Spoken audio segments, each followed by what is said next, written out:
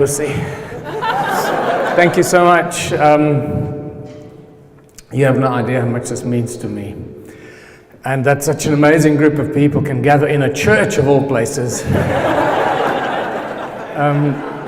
As potentially spiritually connected it may be, and romantically exciting it is to hold an event like this, and a presentation, especially in a church, has always turned out to be complicated, as you noticed, setting up. So thank you for your patience, and thank you so much for being here. It is the absolute culmination and the highlight of this European tour that's going to end here in London today, after I've been through Austria, Germany, Italy, Czech Republic, Spain, Ireland, and now London, UK. So it's been a real journey of planting seeds of consciousness and unity all over Europe. And I'm on my way back to South Africa, where 2 days ago it's been leaked that the elections will be on the 2nd or 3rd of August. So I've got a huge job ahead of me to go back and start campaigning and traveling around South Africa, meeting up with more than 185 candidates that have signed up to represent the Ubuntu party in these elections. So it's a huge job.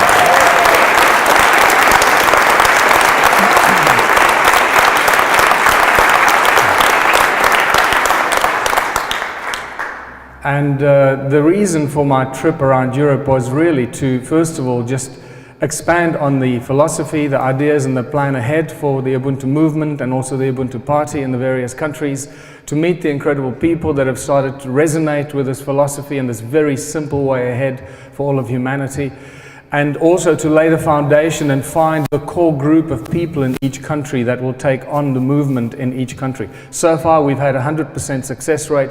Wherever we've been, we've had an overwhelming response of people who want to carry on and manage or guide the Ubuntu movement in each country. And that is what I'd like to start off with by saying to you, keep that in mind. If you would like to be involved with the Ubuntu movement in the UK, please make sure that your name is on that email list, and also stay behind afterwards, then we can have a discussion. The problem has been in most of the places that we've had these meetings that 70% of the people have stayed behind, which makes it quite awkward to deal with. So I'm not sure what we're going to do here if that's the same case. But what I will do is send an email out to everyone on the email list and invite you to say, this is what you'd like to do. These are my experiences, these are my skills, this is what I can do for the Ubuntu movement in the UK, so we can get that core group together and start taking it forward. The benefit of the UK is that the Ubuntu party is already established, it is registered, it is a real entity, it's no longer just a philosophy, it has already been put into action. And for that I have to thank Paul Toussaint, who cannot be with us here today. He's in Stoke-on-Trent and he's sick. He's got a back problem. So Paul, we love you, brother. Thank you for setting up the movement in the UK and doing what you did. Somebody had to work those first hard yards, and he did that. So we can now build on that foundation and keep taking it forward as quickly and as energetically as we can. Then I need to thank a bunch of people, which I always forget to do, and then I'm called heartless and ungrateful, because I get swept away by the moment. And so before I get swept away again, I'd like to thank everybody that was involved in setting this up. Everyone for sending out the emails, for inviting everyone else, yourselves for being here, and then Ray Savage that has shadowed me around Ireland and the UK this time around, as he did 3 years ago with my first visit. The ladies at the door that are helping us, Gillian, Kristen, and all the beautiful people that are helping us. And Marcus for setting up the sound and coming all the way from far to help us here. Thank you for everyone. And to Najwa and her band, Tom and Thomas, is it? Trevor and Tom, yes. And Najwa, thank you so much for performing your beautiful music. We'll hear more from them, and offering to come and share your talents with us. After all, the Ubuntu movement is all about the expression of our own independent artistic abilities, and that's where we should be moving towards, as I hope you will realize by the time we finished here today. But what I decided to do here today is what I did in Spain just a few days ago, and it turned out to be really, really work really well, because some of you may not be familiar of the path that brought us here and the research in my own personal capacity that brought me to this realization and to starting the Ubuntu movement starting talk about this some 11 years ago. So this has been an 11-year journey for me that brings us to this moment right here, right now, sharing this philosophy. But what led up to that is really fascinating information, which I hope to share with you now.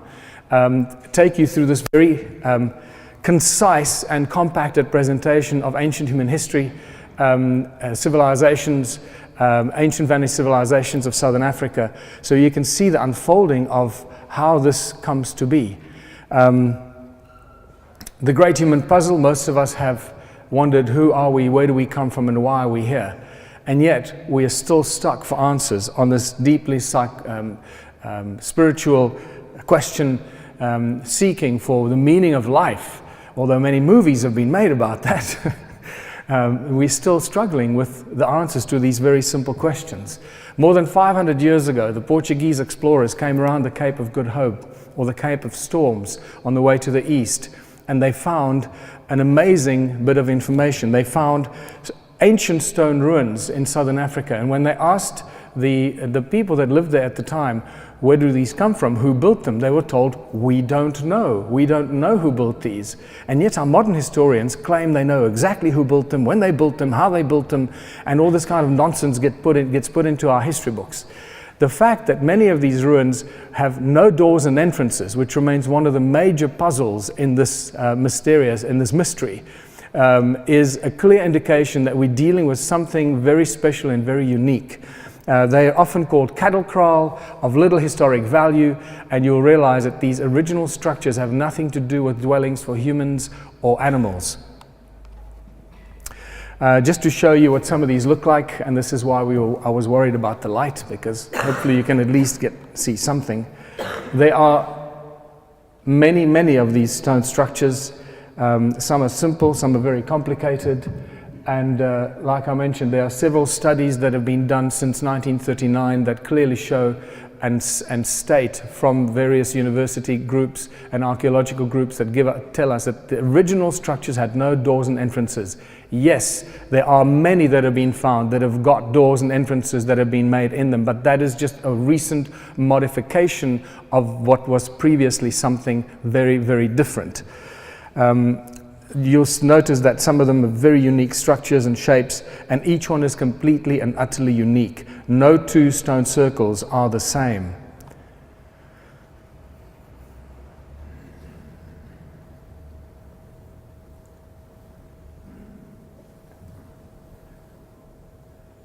As I mentioned, no doors and entrances. What you're looking at is the largest and most mysterious ancient stone settlement on Earth. It covers way more than 450,000 square kilometers at the southern tip of Africa, South Africa and Zimbabwe mostly, and it goes even further north and expands into Botswana and Mozambique at the same time. Agricultural terraces that cover thousands of square kilometers for crops and livestock to feed how many people? That's the question. Because all our history books tell us that Southern Africa was a sparsely populated part of the world, that nobody lived here in ancient times. And yet we've got thousands and thousands, actually more, of these stone structures that go way beyond what seems to be the first settlement of people in Southern Africa. And therein lies the deep mystery. The terraces cover large parts and mountains all over the place. And I must just get away in front of that speaker. It's going to feed back. I can feel it. It's about to feed back. And the moment you start looking around, unfortunately, you can't see that very well. This is a great pity here. Entire mountains are covered in terraces and stone structures, all connected to each other by what look like roads or passages. That's too much. Just make sure there's no reverb on it. All reverb is completely dead. Okay. That there are no. That's better. That there are no. That these look like channels and roads and passages, and that's not what they are. They actually connectors that connect all these stone circles together. None of these stone circles stand alone. This is the most important thing to realize, that they once were all connected by these channels.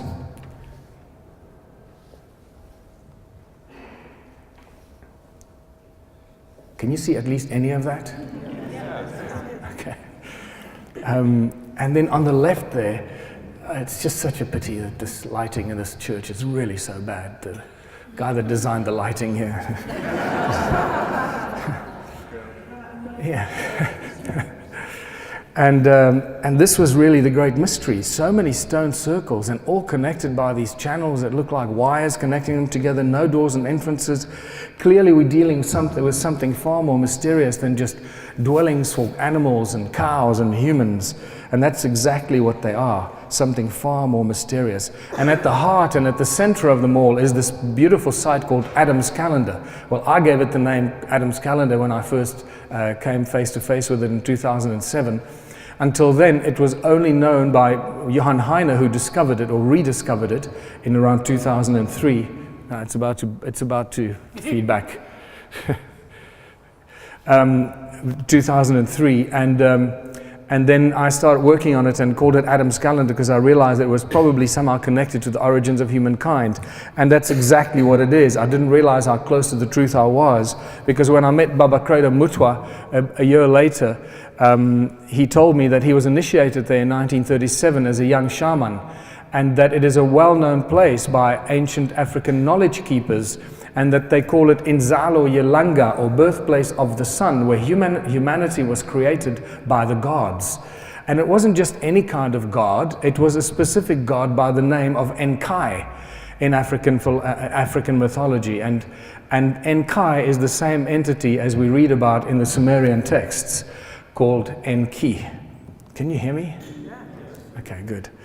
And we suddenly see a very clear connection between the Sumerian history and history of Southern Africa, and that's when it starts to get really exciting.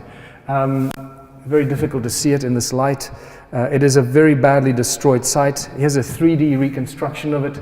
We've got a north-south, east-west alignment with the cardinal points. We have 3 stones that line up with the rise of Orion. We have a Horus stone that marks the rise of the sun in the east. And we have pyramids in the distance that line up with in the valley, the Barberton impact crater, that line up with the rise of Orion in the east, over those 3 stones, the 3 Orion belt stones. So it's a deeply mysterious site.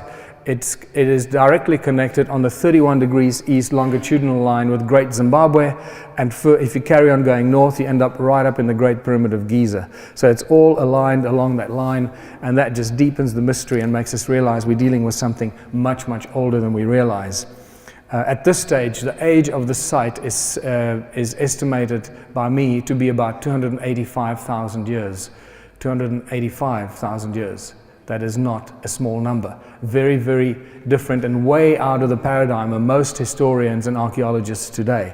But you realize that what we think we know about our history is very, very different. In fact, by the time we finish this, you might as well throw all your history books away, because we've got to start from scratch. Because by now, I'm sure most of you are aware of the fact that pretty much everything we've been told is a lie, and we have to re-educate and re-inform ourselves as to what's really going on in the world. And I guess that's why most of us are here. That's exactly why I am here. Because many years ago, when I first heard that expression, everything we've been told is a lie, I went, oh, you got to be kidding. I know when somebody is lying to me. And arrogantly, I believed that I could discern the liars from the truth tellers. Little did I know how naive I was. Archaeological drawings from 1939 in South Africa tell us the no doors and entrances and how they were all connected to each other, these little circular structures. And some of them are not just one wall, but sometimes they are concentric walls that have no doors and entrances. And you realize we're dealing with something far more mysterious. How many of these stone circles are there? Well, in 1891, Theodore Bent, who was a British explorer who wrote some phenomenal literature on the vanished civilizations of Southern Africa, left us incredible clues, but Theodore Bent's information has been shoved under the carpet because it's really incriminating about ancient advanced civilizations. So Theodore Bent at that stage already estimated about 4,000 of these structures. This is the inside of Great Zimbabwe, by the way, with its big conical tower. And conical tower is very important here. It's a giant cone facing the sky. For those that don't know my research yet, that is very, very significant. By 1974, Roger Summers, who was the head of the antiquities at that stage, estimated about 20,000 of these stone structures all over southern Africa, and that's when I discovered this information in the sort of around 2004, 2003, and I got very excited, and I realized, wow, I live in the real land of Indiana Jones. I'm surrounded by thousands of ancient ruins. Little did I know that I was going to get completely sucked into it a few years later when I met Johan Heine. By 2007, I estimated there were at least 100,000 of these, and so did Revel Mason, who was the retired head of Wits University Department of Archaeology, who told me on the phone that there were at least 100,000 of these. And when I asked him, Revel, but this poses a big problem, because in a sparsely populated part of the world, even because at that stage I still thought we were dealing with dwellings for people and cows, right? Lots of cows, obviously. I don't know who these cows belong to, but there must have been a lot of cows, and they obviously needed somewhere to stay. Just out open wasn't good enough for the cows, you know. So when you start going through it, you realize how ridiculous it is, you know. And so I told Revel on the phone, I said, Revel, this poses a big problem, because if we ascribe, say, 10 people per stone structure, 100,000 stone structure, we're dealing with 1 million people that lived here in southern Africa a long, long time ago. Yet all our history books tell us nobody lived here. And he went, well, then there can't be 100,000 ruins. Can you see what happens there? Academics, they go straight back to the textbooks. Well, the book says there was nobody living here. Well, the evidence says that there are 100,000 stone structures. Oh, but can't be. Must be a figment of our imagination. Anyway, so I started counting these, and you won't be able to see any of these because some of these are very faint. But I used aerial pictures and Google Earth and a lot of material that I had access to, and I got averages per square kilometer, per hectare, per smaller area, and I came up with about 3.26, if I recall, stone circles per hectare. Then what I did, I extrapolated it over the entire area that I've seen and I know that exist, and some of them are 100 by 100 kilometers. And you do the numbers yourself, you realize what happens. And there's not just one of these areas that's 100 by 100 kilometers, there are several of them. These giant clusters of these stone circles. And I came to the shocking realization that we're dealing with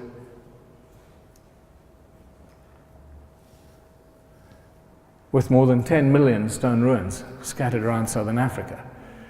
And at that moment you realize we're facing, for the first time ever, a vanished civilization that nobody knows about, that nothing has been written about other than stuff that I've been sharing, and that has just been poo-pooed and shoved under the carpet because it is very dangerous for Eurocentric historians in archaeology.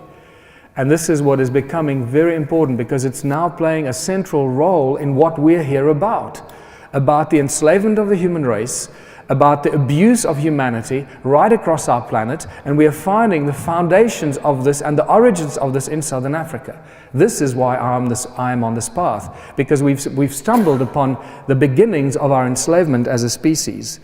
What is this all about? It's always about the gold. Okay, don't kid yourself. Our presence on this planet cannot be separated from our obsession with gold.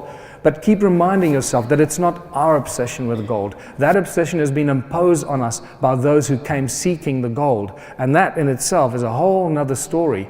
And many people are still oblivious or uninformed about what the gold is all about. So if you're still one of those that doesn't know about the gold, it's okay. But from this moment, you're going to start doing your own research and discover a whole new amazing world of alchemy, chemistry, the different states of matter, and realize that there's another world that we've never been told about, because everything we've been told is a lie. And you'll discover the different orbital arrangements of gold and monoatomic gold and the white powder of gold and the elixir of the gods and so forth and so forth. And that rabbit hole never ends. That is our connection as a species to gold. We didn't start it. We were pushed right into the center of it. We became the slaves for the gods in the gold mines. This is what all ancient civilizations tell us, and I Should have mentioned it a little earlier. No matter where you go and you talk to the knowledge keepers of ancient civilizations and the knowledge, they all tell you the same thing, that we were created as slaves for the gods to work as slaves in the gold mines, specifically in southern Africa. And Inzalo Yalanga in Adam's calendar is one of the central points to that. So thousands of ancient gold mines scattered throughout southern Africa, and I mean thousands. Wherever there are gold mines or stone circles, there are gold mines. And these are just some pictures of more modern, recent gold mines that have been reopened in the South African gold rush in the 1800s. And I visited dozens of them. In the area of Leidenburg, the town where some of that is famous for these Leidenburg heads. Oh my God, you can't see anything. The Leidenburg heads are famous for being discovered in the town of Leidenburg. There are more than 75,000 of these added gold mines have been discovered or found in a geological survey between 2005 and 2010. And mysterious mine tunnels and mine shafts have been discovered right across southern Africa from the 30s all the way through, that had mysterious tools and artifacts removed from them that were just removed by the mining authorities in those days.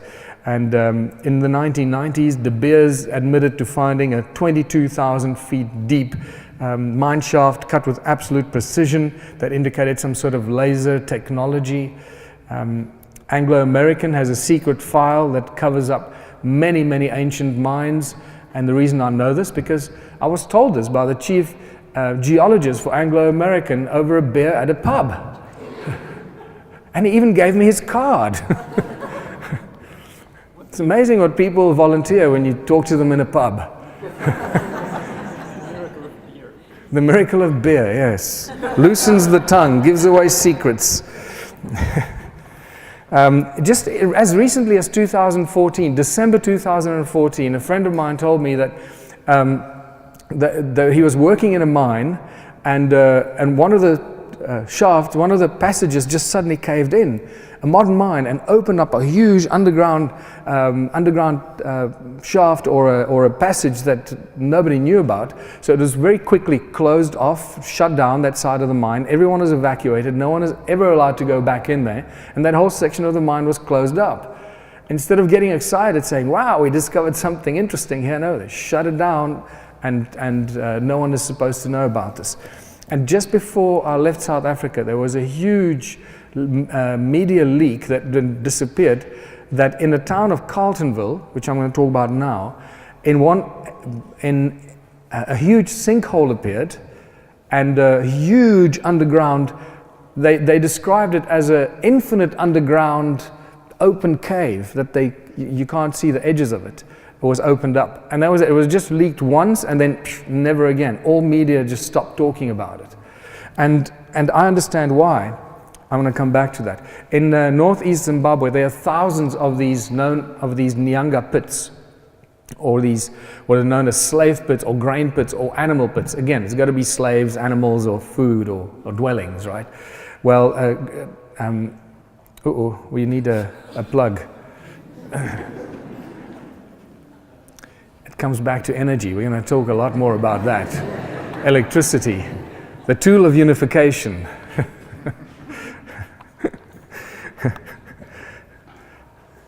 Thanks, Marcus. Anne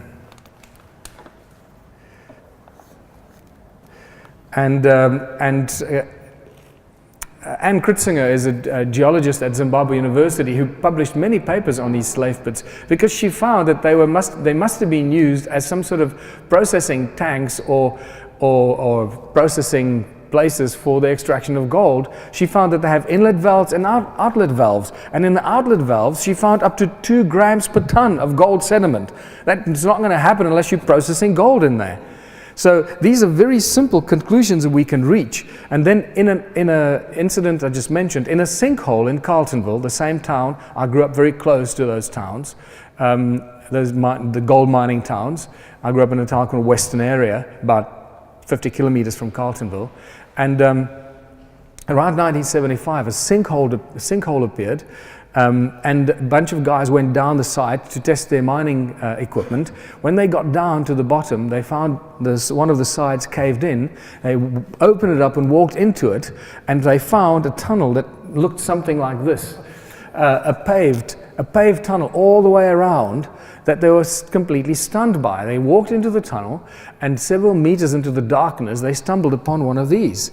This is how it was described to me. A statue that resembles Viracocha, one of these South American pre-Inca civilization statues, always connected to gold and the mining of gold.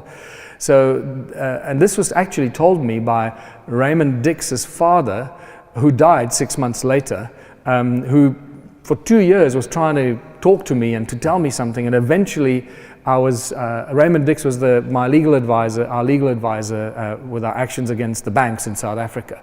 And this was his father, who worked in the mines in the 70s in the mine rescue teams, and they were testing their equipment.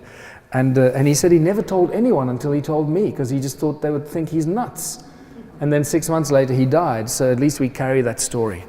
What this all points to, people, is that our history is much older, much stranger, and much more exciting than we could ever have imagined. I mean, any Harry Potter movie, any science fiction movie we've ever seen is probably pales into insignificance based on what really happened here on this planet, what's been happening here for hundreds of thousands and millions of years, because that's how old this stuff is. Stonehenge is one of the greatest examples about deception, about dating ancient sites. Now, anyone who's been to Stonehenge will know what I'm referring to if you understand geology. This stone in the middle here, there are two tall stones. One of them has fallen over and it broke. The other one is still standing up with a little nipple on top. They used to be connected on top. And remember that Stonehenge was reconstructed in 1954. Many people are not aware of this. It was completely reconstructed so that it looks a lot more recent. It's not as ancient as it really is. So what we see Stonehenge today is a reconstruction. It's not how it was found. And you realize that when you look at the erosion, you can't see it again. This is the one, there's the tall one there, the one next to it fell over and it broke. There's the break. Now, a clean break on a stone that's a few thousand years old will be a clean break. Well, we got about 3 feet of erosion on that Saracen stone. 3 feet of erosion on Saracen stone is not going to happen in a few thousand years, people. Come on. Any geologist here will tell you we're dealing with something that is hundreds of thousands, probably millions of years of erosion. So the geology is telling us the truth, but the other people, the historians, the archaeologists, will keep lying to us. They'll make stuff up. And just because you find pottery or you find leftover food or anything like that, proof of habitation does not mean proof of construction. Did you build the house you live in? No. If you leave your crap behind, can people assume that you built that house? No. So stop making the same assumptions about ancient civilizations. And what becomes evident, because of these ancient civilizations are far more advanced than we could imagine, and they use technology that we're only rediscovering now with these discoveries, they did not have to leave behind any crap because they didn't use money. They didn't sell anything to each other. They didn't have fast food takeaway and discard everything they used. And everything starts to fall into place. It is quite spectacular when these things start to crystallize in our minds. What is this all about? We have to go to the very beginning. Sound and resonance. You realize that sound and resonance are the common links to all religions and all creations. After all, it was God who said, "Let there be light." It was the sound of the Creator that brought forth everything in reality, in our existence, in our creation. It is the sound that manifests and creates the nature of reality that surrounds us. In Christianity, it's the Word. Hinduism, it's the Om.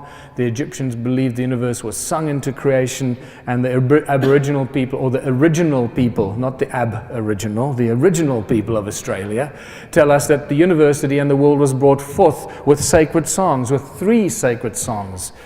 And the Hindu creation story tells us that that everything was so peaceful and silent that Vishnu slept undisturbed by dreams or motion. From the depths, a humming sound began to tremble. Our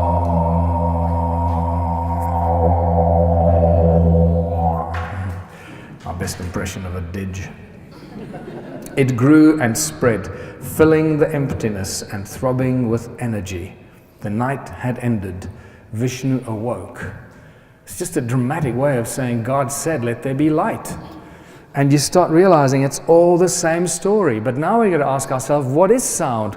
What is this thing called sound, the sound of the Creator that brought everything into creation? And we realize how little we know about sound and resonance and how ignorant we are about this. And this became my passion. So I went and looked into it and realized that this is the fundamental aspect of everything that we know we have embraced in our reality. Sound is the breath of the Creator.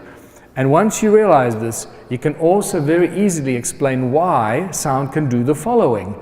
It levitates, it can boil water, it creates light, it creates DNA.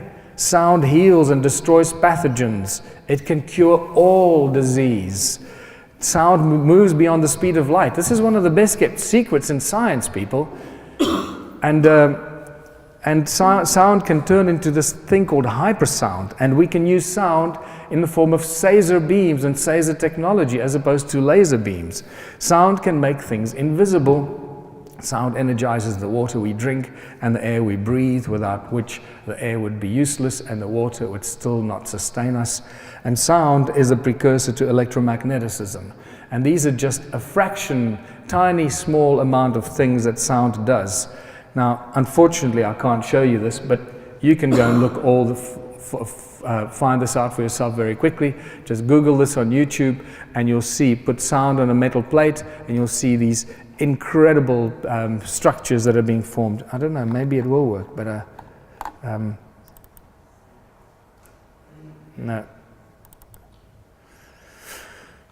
And you'll see that every sound frequency has a very specific shape. Very specific shape. The higher the frequency, the more complex the shapes. The lower the frequency, the larger and simpler the shapes. And you start realizing the connection between manifestation into physical form and how sound brings forth the manifestation of physical form, just by looking at this. If you go look up Erik Larson or the cymoscope, and you can see how our human voice manifests an infinite number of sound, of shapes. This is what makes us co-creators, is the fact that we can create these infinite shapes with our sound. And why chanting is such an important part of human history, and why monks do certain things in monasteries, and why monasteries are built in certain ways, and churches, exactly. It's always about the sound and the acoustics. It's the sound and the resonance. And our human voice not only gives away the secrets of manifestation of sound into physical form, but it also then gives away the secrets that have been hidden by our churches and our religious movements when they encode the symbols of religion, like the cross, in Christianity and so forth. Because this is a cymatic shape of what happens to sound at a very core base, a perfect cross in a circle. And suddenly you realize, when you see all the images or the logos and the symbols created by religions, that they knew what they were doing. It wasn't not an accident when they make a cross in a circle represent the creation. They understand that it comes from sound. And these secret organizations and societies of the past. Even the medicine wheel of the Native Americans is just a cross in a circle that tells us sound can cure all disease. The medicine wheel. The ankh was used for healing. It is a resonator. It's a tuning fork. It can create certain frequencies that can cure disease. And the Ark of the Covenant is a great example how sound and resonance was used as a tool and a weapon, because it brought down the walls of Jericho. With the blast of a trumpet and a shout, the walls came tumbling down. And you start seeing how resonance and sound is encoded in all of our history. John Keeley in 1888 was already levitating and resonating things with his musical dynasphere. John Keeley was doing so many incredible things, and I also suspect that he was the great inspirer or inspiration for Nikola Tesla some years later. Sound levitates. Again, you can go onto YouTube, see many examples how sound levitates things. Once you see that, it unplugs a block that we have, because most of us can't imagine it. When you see it for yourself, it really helps to realize what sound does. Peter Davey in New Zealand since 1940 was boiling water with sound, and that unfortunately went to the grave with him as a secret. Sound creates light. Royal Raymond Rife in 1931 was declared the man who cured all disease, all with sound and resonance, and very quickly was removed, and all his information was removed by the Medical Association of America. And but I found his book, this book that I found in Sedona, Arizona, in a library, well preserved, and it is his handwritten book of hundreds and hundreds of pages of all the frequencies that actually show you how he cured all disease. What frequencies? And these are just 3 pages. This one is for, I can't see this now here. It tells you what disease it's for and exactly what frequencies to use to cure that disease. This is diphtheria. Those first ones were the cancers, different cancers. This is all for different cancers, yeah. Lipoma, mycoma, all kinds of cancers, and this is for tuberculosis, and there are hundreds of pages with these handwritten inserts. So all this stuff exists, but unfortunately this gets removed from our reality. In 2011, a musical professor from Skidmore College, United States, showed on a TED Talk. This is how recent it is, in 2011, and I normally show this in my longer presentations. He shows on a TED Talk how sound frequencies between 100,000 and 300,000 hertz kill cancer cells. You actually see them do this in the lab that they did at the university. It kills cancer cells while leaving all the other cells completely intact, very happy, swimming around, doing its own thing. So we can cure cancer, and he probably thought in 2011 when he did the TED Talk that this would be taken up by the medical industry and so forth, and he'd become a hero. Little did he know that he walked into the lion's den, and he was just simply devoured by the pharmaceutical industry. Not another word has been heard about that. So when we talk about the cure for all disease and the withholding of cure of disease from the human race, we need to realize that this is a crime against all of humanity. And this is what we need to stop, and this is what we need to change and reverse, and that's really what the Ubuntu movement is all about. But I had to personally go through this research to realize these things, as many of you have already. That is why you're here. So this is what we're undoing. The magnetron is a well-recognized shape for those that work in the field of electricity and electronics. A magnetron creates huge amounts of energy. It's a tiny little magnetron that you find magnetrons in laser beams and microwaves. And it's a resonant cavity magnetron. Resonance, sound, acoustics, once again, that can create huge amounts of energy. Sound makes things invisible. This is from 5th of August 2014. And then they created this weird-looking pyramid. And when they exposed it to certain sound frequencies, everything you put underneath it becomes invisible. So now imagine monks in a monastery chanting. Do you think that is the reason why they built monasteries in certain ways? When you get people in there, they chant. Does it at some frequency, make the entire building invisible? If we can do it here, we could possibly do it here. Is that a good way of non-confrontational, removing yourself from marauding armies? They just march right past you. There's nothing here. Let's carry on. And then sound energizes the air we breathe. At medical school, I spent 5 years at medical school studying pharmaceutics. And you study the whole breathing and oxygen and blood platelets and this and that, but never do we actually get told what about the oxygen is it that actually feeds us. Until I realized, it's the sound of the air we breathe that keeps speeding up, and by the time the sound reaches your alveoli, it's moving beyond the speed of light. And the sound is the thing that energizes the oxygen that then gets transferred into your bloodstream. And it's the oxygen that gets stripped of the energy and you breathe it out in the form of carbon dioxide or monoxide, depending on how sick you are. So in 2011, Luc Montagnier did the most incredible thing when he manifested out of nothing DNA by exposing a tube of DNA to a certain sound frequency and transferring that sound frequency into another empty tube of DNA. Think about what DNA is, people. It is everything that makes up the entire coding for your entire body, for the thoughts that you're able to manifest and string together. It is everything that makes up your humanness. And you can manifest this with sound.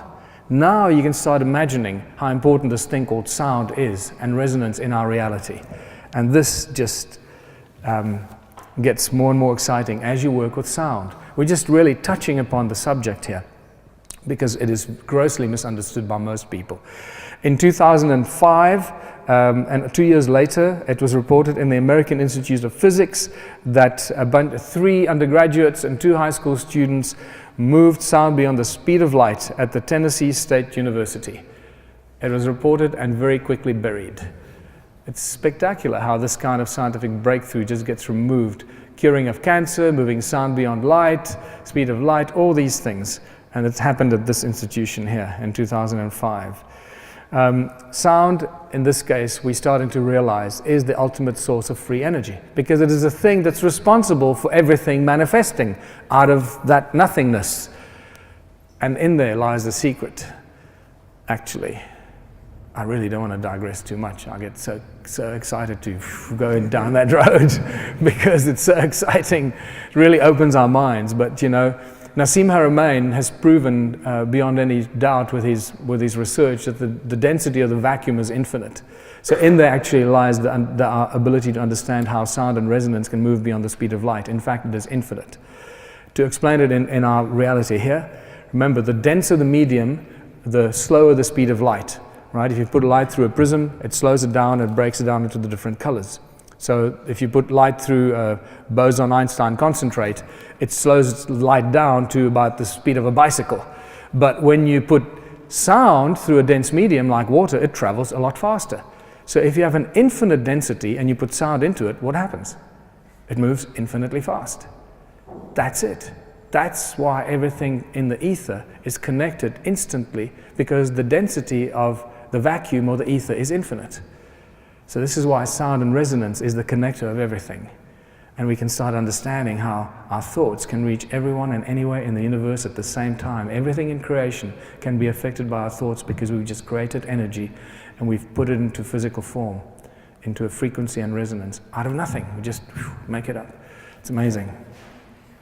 Nikola Tesla used the earth as a resonator, and that's why he could create his radiant, subtle energy. He did not use electricity, he used subtle energy.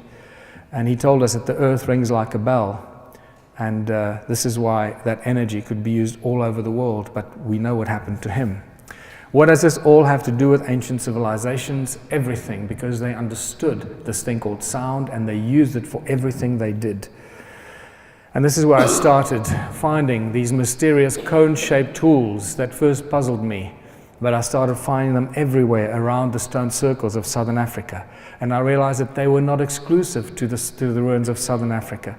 That these cone-shaped tools that have been, until I started talking about them, they were completely ignored by all historians, all archaeologists, anyone that had studied human history just did not pay any attention to these. And yet these are the most prominent features all over the world. And this is why I called it the ice cream cone phenomenon.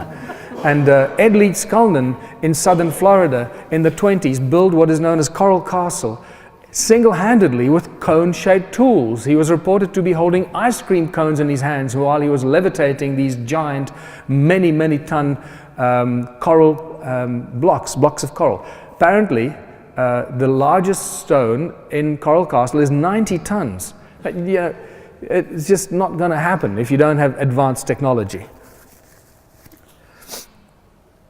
If you don't know what Coral Castle looks like, there's just some pictures. Yeah, that's a revolving door that he did single-handedly. You know, you push it and it just keeps turning.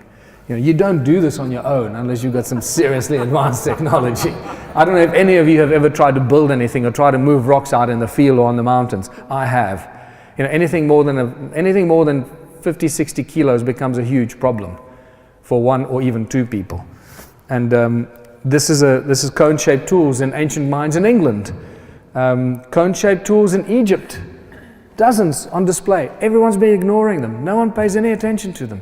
More cone-shaped tools in Egypt to do with funerary passage called true of voice. Something to do with sound. Voice. Australia. Cone-shaped tools in Australia. Look how happy I am. Cone-shaped hats, golden hats used in special ceremonies in cultures, ancient cultures all over the world when they do inaugurations of priests and kings. Cone-shaped hats? What's going on here? Why do wizards have cone-shaped hats? And why are wizards' wands cone-shaped? And why are the crystals or the stones at the front of their wands cone-shaped? And all this suddenly starts to fall into place. This Mayan deity holding two cone-shaped tools while he's doing something. And these cone-shaped tools found in the Rosicrucian Museum in San Jose, California, that come from Sumeria, and they have inscribed on them in cuneiform text that's been translated. They celebrate the building of the temples in Sumer. One of them specifically refers to the building of the temple of Inanna. And you go, cone-shaped tools. It's something to do with building and levitation and construction and Caesar beams, because that's exactly what we've got. And what have we got in our eyes that works with light? Rods and cones. Our eyes are connected to the optic nerve to our pineal gland. Can you imagine if our pineal gland was not polluted by fluoride and all the other crap that's been put into our food? How brilliant we could be. Because once you activate that pineal gland, which is just another eye, remember it looks just like the eye, filled with rods and cones, and your eye, rods and cones, these cones in your eye should all be able to give us supernatural ability. If you think it, you can be able to project it and manifest it. And this is what we start realizing has been removed from our ability as living, breathing human beings of infinite soul and flesh and blood.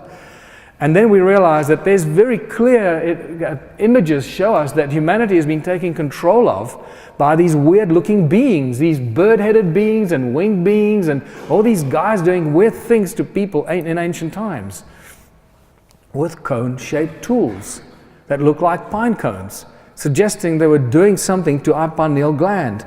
And if you look at what this guy's got on his wrist here, it looks like a wristwatch. It's got 12 cones facing the middle.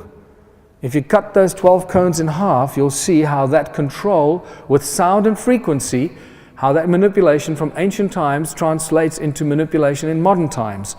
And we realize that the pineal gland is just a frequency receiver and a transmitter, and it was made to be the all-seeing eye, and just remind us how these things are hidden in plain sight. And it seems that they were controlling our pineal gland and our DNA, or the tree of life, with these cone-shaped tools. And when you look at that weird wristwatch that one being had on his hand, the continuation of manipulation of humanity goes on today. There's your all-seeing eye of Horus, and the half of that weird wristwatch that he had with the 12 cones facing the middle on the NBC logo. You see, the manipulation with frequency carries on and on into our lives today, and we are completely oblivious of this because it's just so well hidden. And we've been removed from our ancestors, we've been removed from this knowledge, we've been turned into a species with amnesia. We've got no idea who we are, where we come from, and why we're here. And this is why we're so easily manipulated. But those days are over. That's the best part of this. So this is just revision, just reminding us of, wow, this is great, we've busted you. Some ancient texts are misinterpreted, others are simply ignored. And this really goes into some very fascinating decoding of the opening phrase of the Bible that actually doesn't say in the beginning God created the heavens and the earth, but it actually says the Father of the beginnings created the Elohim, the heavens and the earth. If you watch one of my presentations online, I go into more detail about that. And that first line of the Bible is a complete deception, and that is why so many of us are confused. This is where we meet the Sumerian tablets, and we meet the Anuna gods, and we cannot escape this. This is a historic reality. You can jump up and down, get angry, get red in the face, scream and shout. It's not going to go away.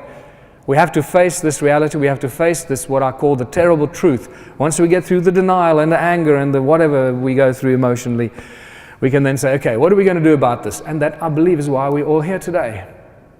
What are we going to do about this?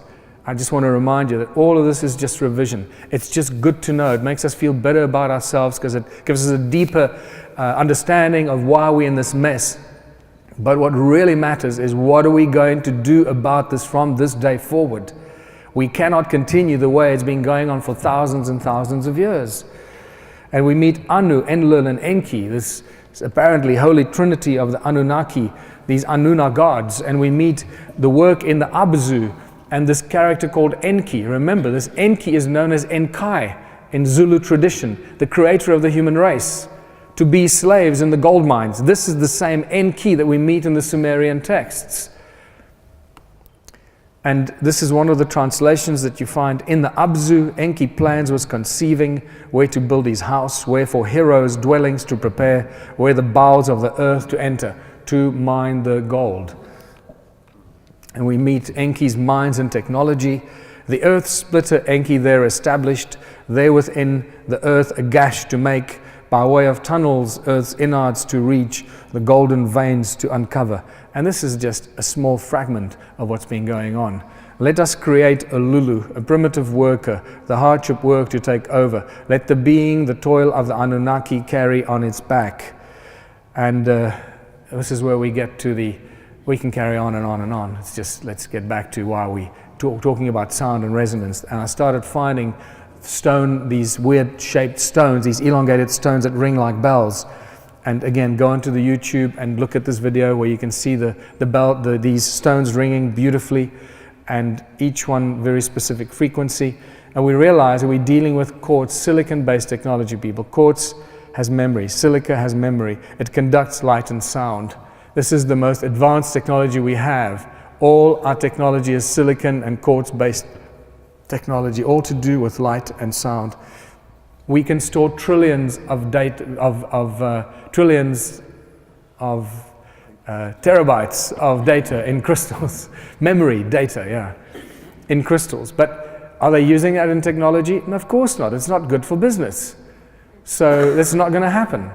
But we now know it. So when you see Superman flying to some weird place and manipulating crystals around, it's real. This is really advanced technology. And this is why you realize the ancient cultures built everything out of stone, because they used the crystalline structure of the stone as advanced technology. And all ancient structures are actually giant memory banks containing huge amounts of information, because pretty much all stone on earth contains quartz and silica and crystalline structure, especially the granites and especially the stones that make up all the ancient structures like the pyramids and so forth.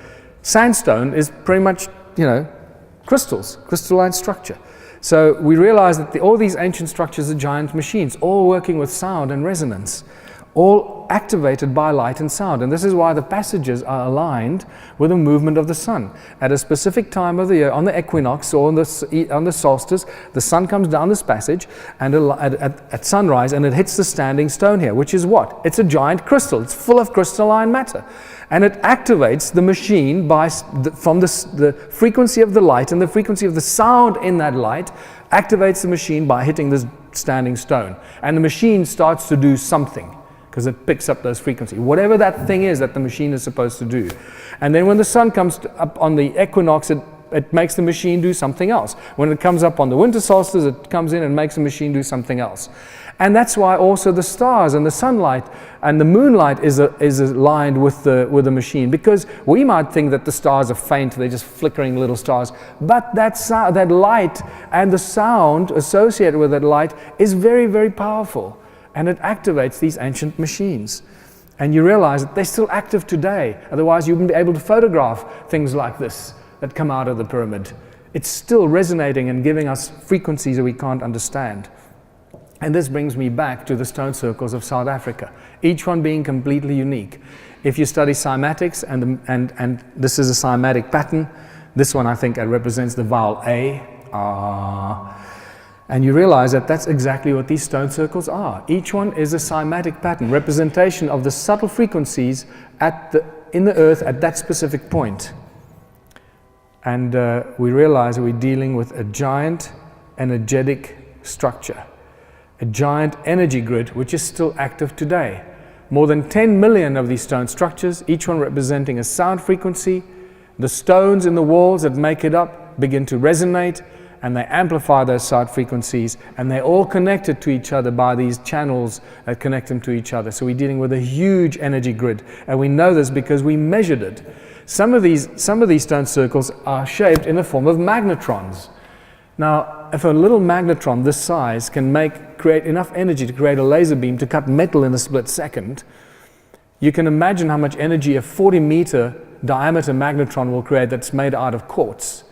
We can't even begin to imagine the amount of power these things used to generate and still generate today. Where that power is going, I don't know. But we know they're still generating it. The interesting thing is that we don't just have one of those giant magnetrons, we've got thousands of them. So whatever these ancient cultures were doing, they were using a hell of a lot of energy. And it starts to point in the direction that it was not just to do with gold, but it was to do with terraforming, with creating an atmosphere, all kinds of things that we can't even imagine. We measured the sound frequencies, electromagnetic fields, and all kinds of other stuff in these stone circles, and they boggle the mind. You're not supposed to be measuring gigahertz of frequencies inside stone circles. It's very, very difficult to generate gigahertz of sound, gigahertz of energy. It's very difficult. Ask any scientist that works in that field. And yet, all these stone circles generate all the time. They never stop. Energies and sound frequencies in the gigahertz, from 14.5 gigahertz all the way up to beyond 30 and 40 gigahertz, like I indicate here. The sound, the decibels, the sound in decibels coming out of this particular ruin is beyond 30,000 decibels. If you know what decibels are, you understand what I'm telling you here. It's unimaginable for us to do that. And this is happening around us in millions of stone circles, creating unimaginable amounts of energy. Enki's calendar or Adam's calendar is unimaginable because the amount of frequency that comes out of there. As you walk, you can explain why the stone circles create the energy, because there's quartz in the stones. So it's the quartz that vibrates so fast so we can figure it out. But at Adam's calendar, there's no circle. There's nothing there. It's just a bunch of standing stones. And yet when you walk in there with a measuring device, literally you take one step forward and the thing goes crazy. Beyond 375 gigahertz of sound coming out of that site. And what's even more interesting, the electromagnetic fields associated with it run horizontally at about 1700 megahertz. And then inside the middle, between the two central calendar stones, the electromagnetic fields run vertically up into the sky. So we've got one of these, an active vortex portal that we can't imagine. We can't build one of those today unless you work for the Black Ops projects for the military. And this is what happens. So is it possible that we have one of these, a beam me up Scotty device, beam up the gold? Who knows? You reach your own conclusions. But what I can tell you is that, you know how they love to hide things in plain sight? Well, on the 1st of April, an article was posted that an army was successfully teleported from the USA to Germany. Well, I don't think it's a April Fool's prank, because they need to get that out into the mainstream, and this is how they do these things. And you realize that teleportation is nothing new. For those of you that study the alternative information and websites will know that this kind of technology has been developed a long time ago. The Manhattan Project was just an example of that.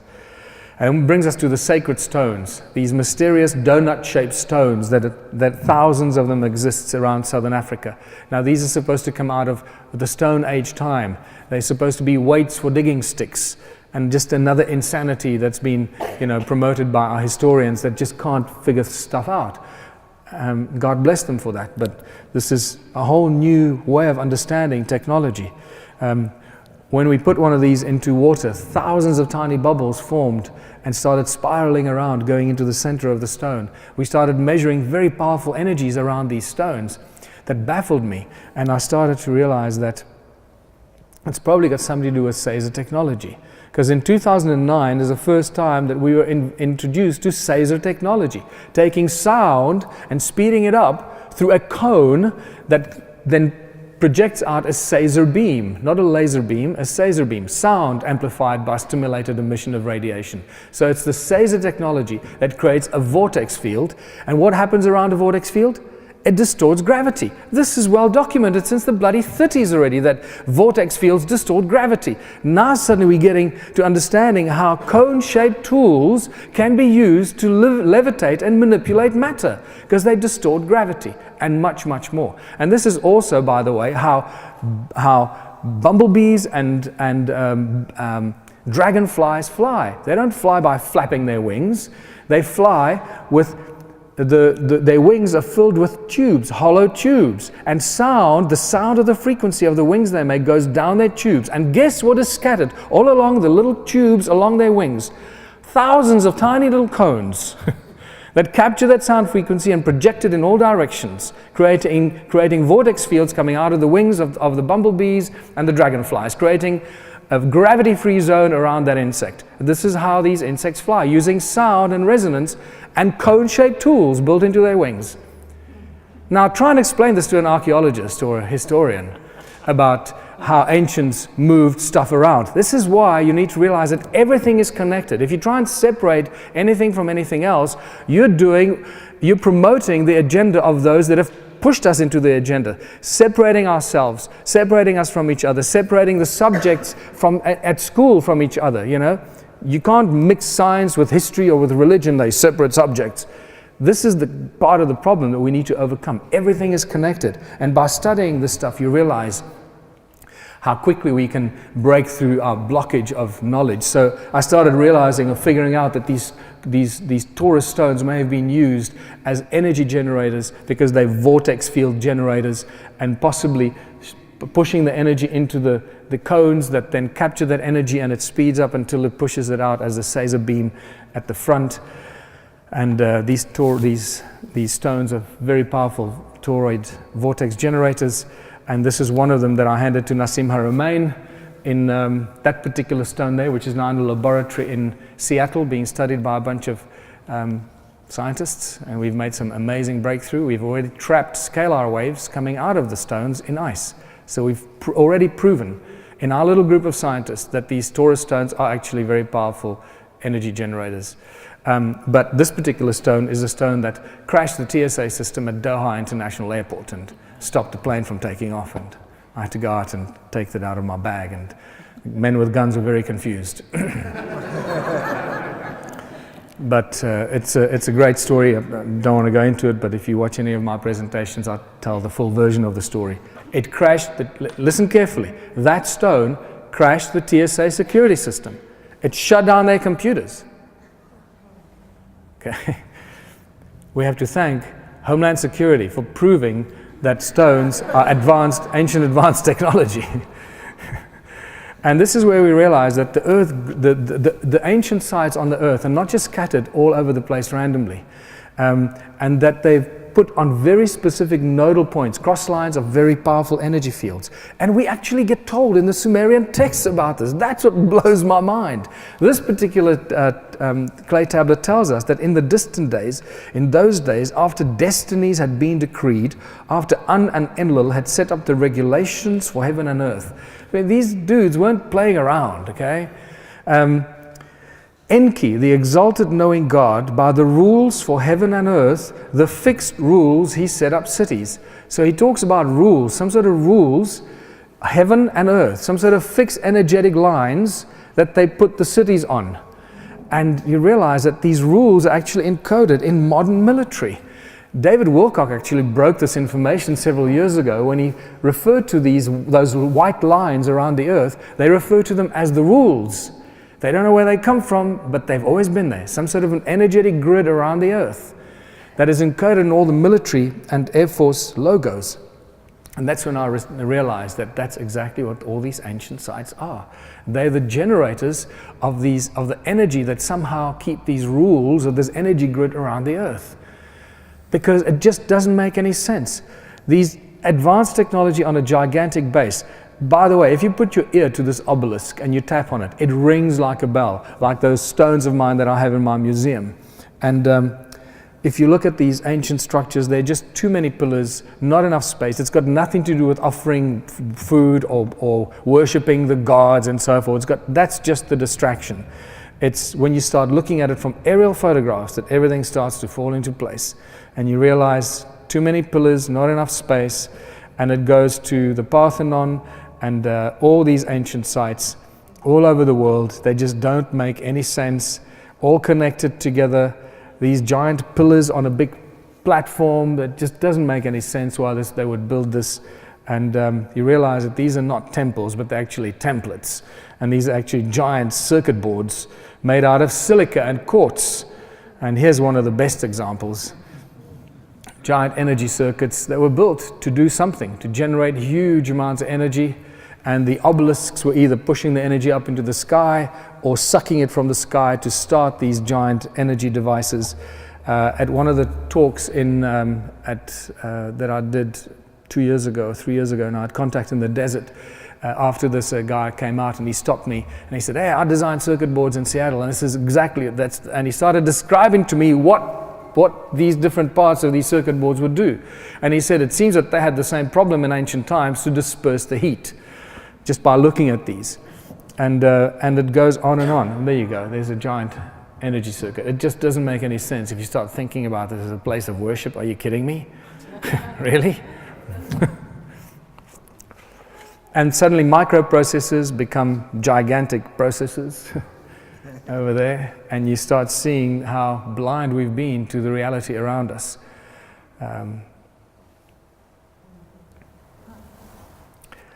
It all starts to fall into place, and suddenly the pyramids make a lot more sense, and we start to understand this, and we realize that the rules, the energy grid around the earth is what's being held up by these structures.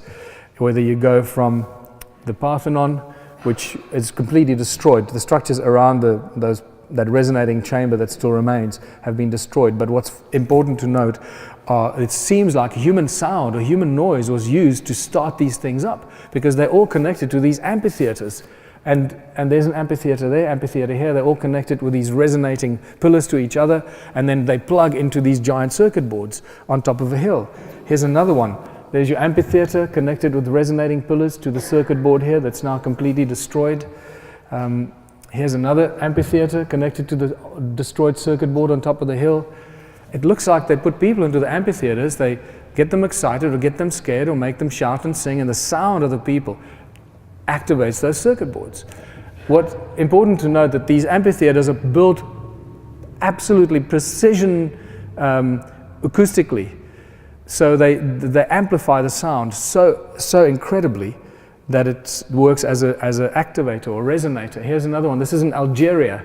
There's a circuit board all around, and there's your amphitheater right in the middle of the circuit board, and it goes on and on and on. And if you think things have changed in the modern days, nothing has changed. The temples have just become churches with steeples, and the same thing goes on. And if you start looking at the towers of churches and mosques, they're nothing less or more than giant cones that take the sound and they focus it up into the metal rod that sticks out of the top of the church and the mosque. What I found fascinating driving through countries where there are lots of mosques, they have between 1 and 5 metal balls on top of these mosques that stick out. So it looks like they even choose what kind of frequency they put out into the sky. Like, what kind of pulse rate they're putting out the sound or the Caesar frequencies. It's just insane.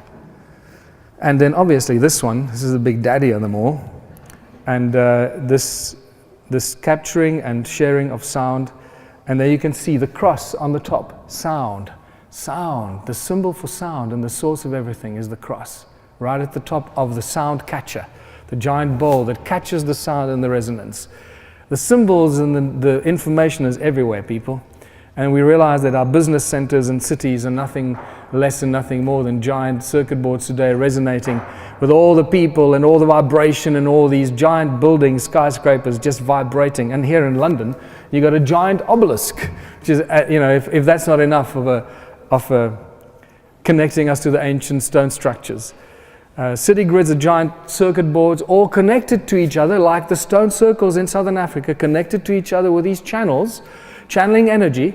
And all our modern cities are all connected to each other with channels that never stop making a noise. And the plot just thickens, and you realize that nothing has changed. And suddenly, Morpheus' statement becomes so much more relevant, that we are all energy for somebody that's using us as a source of energy. And this is the point where we realize that we need to figure out what we've learned from this. And it's at this point we're going to leap into this new age, this new reality of ours, this new plan of action, and realize that we have been enslaved on our planet. We live on a prison planet. We cannot move around freely. We cannot live where we choose to. We need passports and work permits. We have to follow rules and laws that we did not agree to. Not one of you agreed to the laws and the rules at birth that have been imposed on you. But at some stage of your life, you have to follow those rules, and if you don't, you go to jail. That's insane. We have to work to survive. We have to earn this thing called money, and if you don't pay the money, if you don't pay your taxes, you go to jail. This is not freedom. What is this called? It's called slavery. And that's why we're here today, to figure out how we're going to get ourselves out of this slavery. And this was just a quick highway, high speed, moving through ancient origins, mysterious history, show us how little we know, and some of the manipulation and the tools and the methods that have been used to enslave us and to turn us into a species with amnesia so that we can be manipulated. Well, we have now woken up, and the rise of consciousness is affecting everyone. So let's take a break, go and do whatever you need to do, and come back in half an hour, and we'll continue with what we really came here for, is the Ubuntu Contributionism discussion. Thank you very much.